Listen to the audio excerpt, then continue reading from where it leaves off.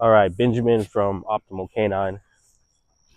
And today we're going to go over how to play with your high drive dog. So if you have a Doberman, working Rottweiler, working Malinois, working Shepherd, going over how to channel that drive into productive uh, playing sessions to where your dog has fun, but also learns um, obedience cues, learns expectations while you're doing this play.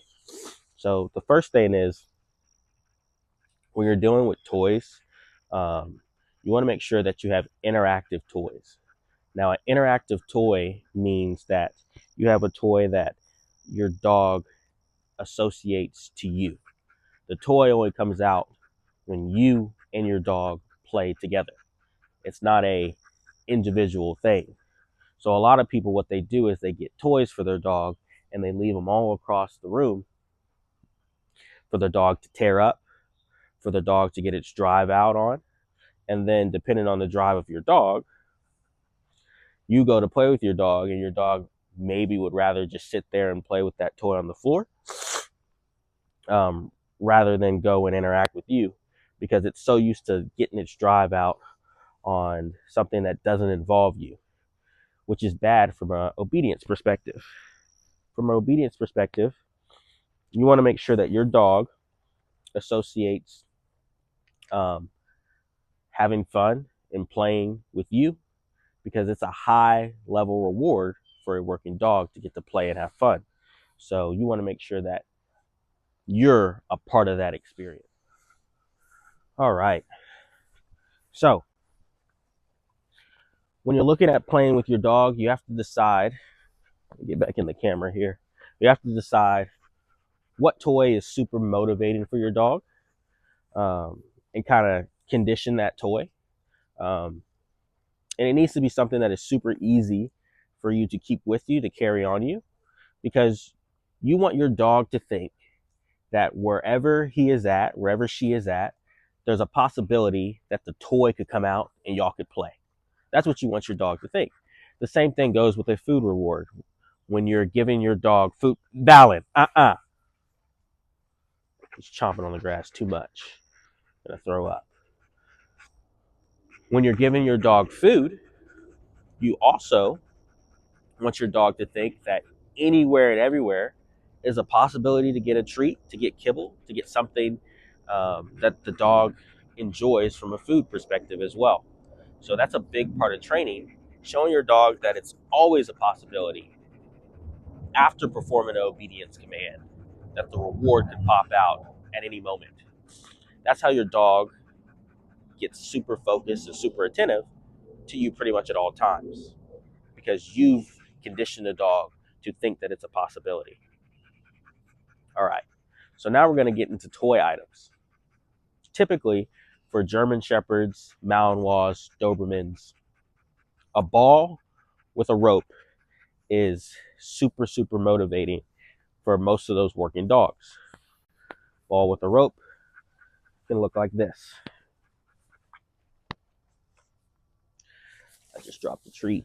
He didn't even see it because he was looking at the ball. So it can look like this. Ball with the rope. This way I have a handle that I can hold on to. See? And he has a part where he can bite. Now, the good part about these is they're super easy for the dog to compress on, which makes it to where they're not going to hurt their teeth and they actually get some satisfaction out of the ball compression and crushing under their grip.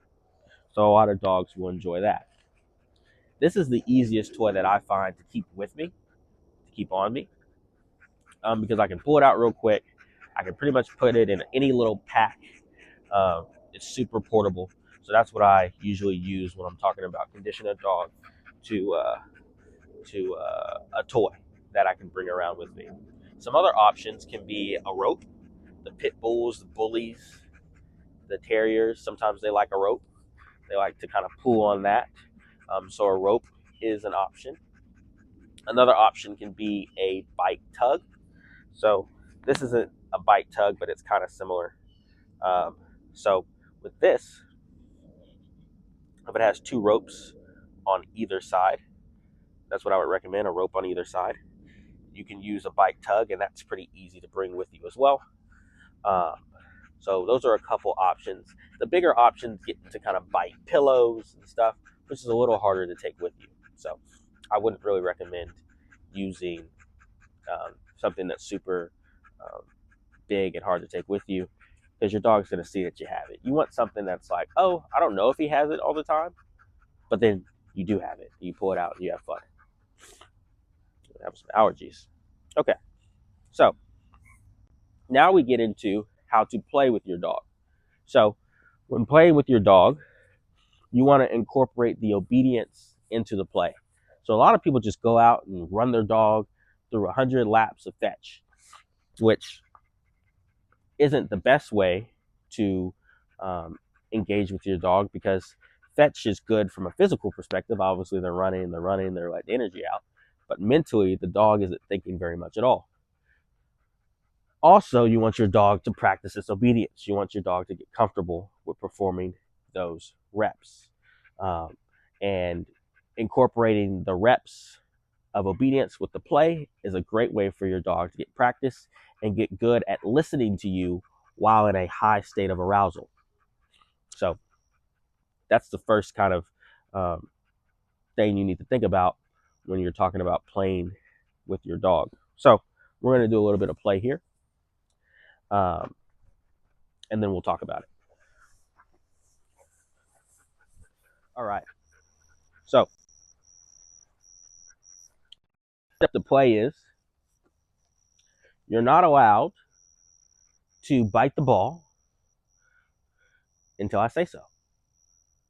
You must leave the ball alone. Not. You must leave the ball alone. You're not allowed to bite it. And for a high drive dog, that is very difficult sometimes. He really wants to. But it's teaching him to use self-control. Although the ball is present, that doesn't mean you always get to bite it. Now, on the other end of things, creating a clear communication system so your dog understands when he is allowed to bite it. So my word for biting is super. So I say it kind of with a tone so he can recognize what exactly I'm getting at when I'm allowing him to bite. So we'll go ahead and do that. Super. Good boy. All right. So now we're playing with the ball. He used some impulse control there. He waited until I told him the cue to where he's allowed to bite. So now he gets his reward, which is the ball. If you're always holding the ball in front of your dog's face and you never give them an opportunity to bite it, then they're not going to want to listen to you. They're not going to want to wait. They're just going to get into the habit of just biting, you know. Now, obviously, you can correct that, but at the same time, you want to show the dog that you're fair. You're fair. You're fun to be around. You're not just going to be a tyrant who holds the ball over their head and never lets them have it. So I would recommend condition your dog to understand that you will get that ball, especially in the beginning phases, very quickly if you wait. All right. So we're playing for a little bit. And what I'm going to do that a lot of people don't do is I'm going to let him win. So I'm going to hold it here. And then when he punches into me, because I like a dog who punches. Oh, good boy. I want another one, though. We're a little tired, huh? Oh, aye. Ah. Aye. Oh. Oh. Plots. Okay. So we'll talk about what happened there. But so I like a dog who punches. So when I say punch, they thrust forward into me to say, get off that ball. I like a dog who's competitive. I want to encourage that in my dogs in a controlled manner, but I want to encourage my dog to be confident, competitive, and to try to win. That's what I'm looking for. So just then he gave me one punch, and then after that, he didn't really give me another good one. So I kind of relaxed it a little bit to see what he'd do, and he let go. So what I teach my dogs is if you let go without being told to let go, then the toy comes alive but you're not going to get it. Typically, if you let go and the toy comes alive, I'm going to make you miss, I'm going to frustrate you, and then I'm going to put you in obedience. So the way I typically do my activities with my dogs is obedience is something that kind of happens after the ball kind of gets away from you. So the dog has a mindset of, oh, I need to get this obedience right. I need to nail this obedience. I need to focus on this obedience, because if I focus on the obedience, then I'm going to get the ball again. If he doesn't focus on the obedience, if he's not getting those cues right, the length of time in which he doesn't get the ball is going to extend. Another thing that I did is I let him have the ball. Well, I was going to let him have the ball, which is what I wanted to talk about as well.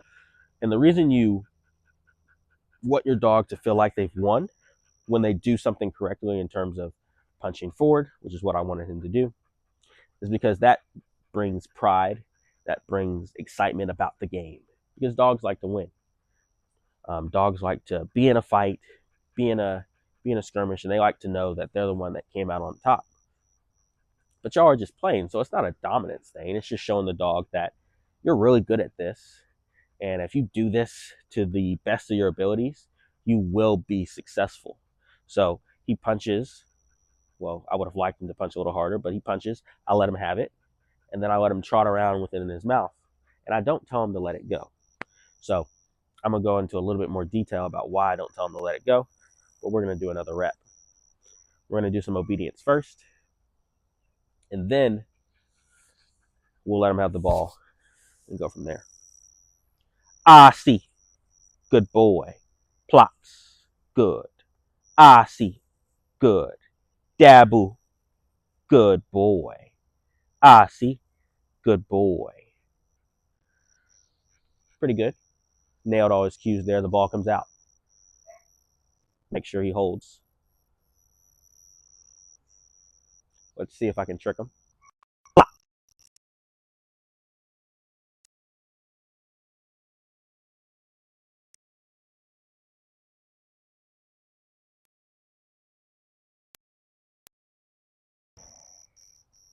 I see. Making him think. Because in this state, he's all in drive. The ball's right in front of his face. He wants it. He's not listening. So making him listen. I see. Good boy. Plots. Plots. Good boy. I see. Good. Plots. Good boy. Super. Good boy.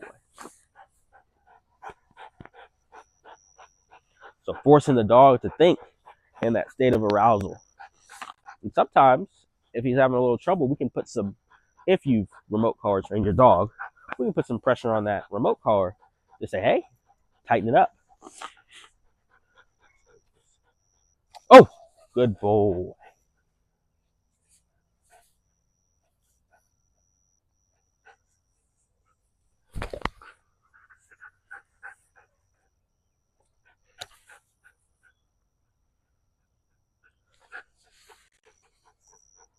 Oh, good boy. So now I'm going to let him hold it. He is a little tired. So the next thing that I was going to talk about is a lot of times people let their dog have the toy and they have the issue. If he drops it, I'm going to make him let it go. But they have the issue of out, out, out. So he's going to get a buzz. And he knew he was going to get a buzz because I reached and he let it go.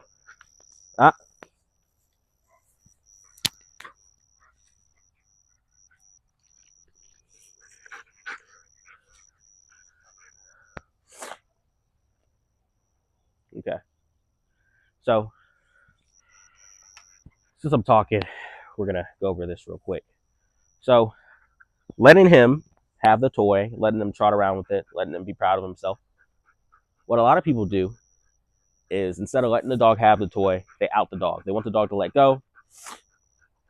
And what that kind of creates is sometimes the dog avoids you with the toy. which isn't really something you want. You want the dog to understand that the toy and you aren't enemies. Y'all aren't against each other. Y'all can share. So you don't want your dog to feel like that he has to possess the toy from you in a serious manner. Now, there's a difference between playing a kind of possession game, a controlled possession game, but you don't want your dog to think that he has to keep away the toy from you at all costs, because the moment that you go and grab that toy, the moment you grab that rope, you're going to make him let go. So let me show you what I mean by that. Super. Oh, good boy. Oh, someone's tired. Someone's tired. Oh, oh. Plots. Asi. Plots. Dabu. Good boy. Super. Oh, I almost let it go there.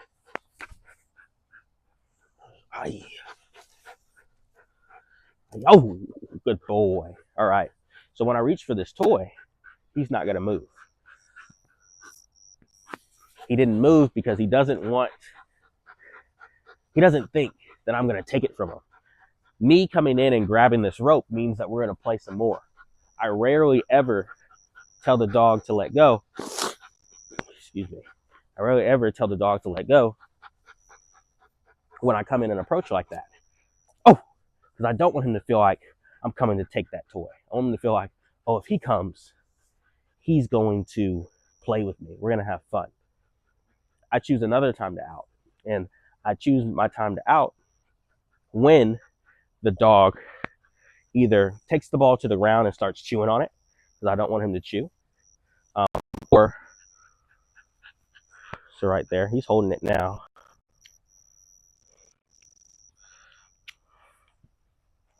Out. Retrieve. Good boy.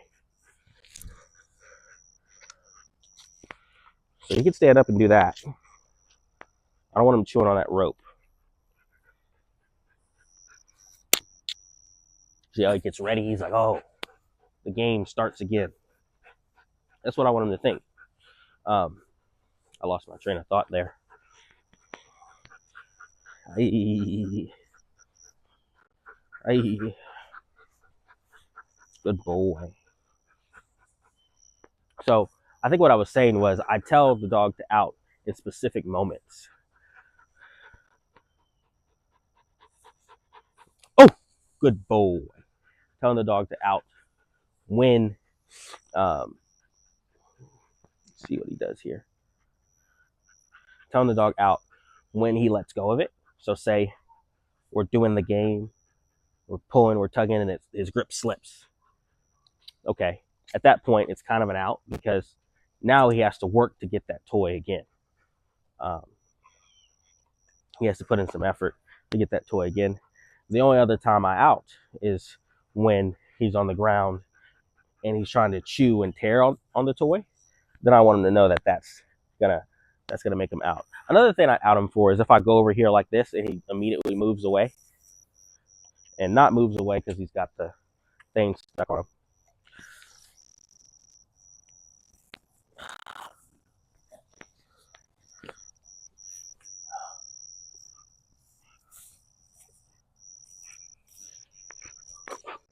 Not moves away because he had his paw stuck in this, but he moves away from me. So I come in and reach, and he just runs. He just takes off. That's the moment where I tell him to OUT, because I want him to know that him running off with the toy and not letting me play and engage with him in this manner is going to cause that OUT, and then he'll have to let go. Oh, oh, oh, oh, oh, oh, oh, ay, plots. Super. Good boy. Ooh. Oh, he's holding it that time. Good boy. Oh, good boy. Good boy. And see how I'm petting him kind of rough, kind of saying, yeah, you know, get that. Oh, good boy. So that's a little bit of information about building drive and desire for a toy. You can build drive in this way. Um, Making him miss like that over and over and over again. And then he finally gets it. And once he gets it, he's like, yeah, and he's holding on to it and he's wanting to fight for it. So you can build drive in that way. Out. Vinny. No. Vinny. Class. Good. So you can build drive in that way. But also just teaching you how to properly play with your dog, to where the obedience and the play is a linked thing, making him work for his toy by performing the obedience to the level that you expect. And if he performs it correctly, then he gets his highest reward, which is that toy. So hope y'all enjoyed the video. Hope it was educational. For your training needs, you can visit us at optimalcanine.net for those training needs there. We offer in-home training services where I come to you once a week and show you what you need to do from an obedience, behavior, or protection standpoint. We also offer board and train services where if you'd like your dog to work with me or one of the trainers on my team, then we would put your dog in a course and get them trained up to a high level and then get them back to you. So you can give us a call at 682-313-7021, or you can fill a contact request form on our website. That's optimal, the letter K, the number 9.net. See you on the next one.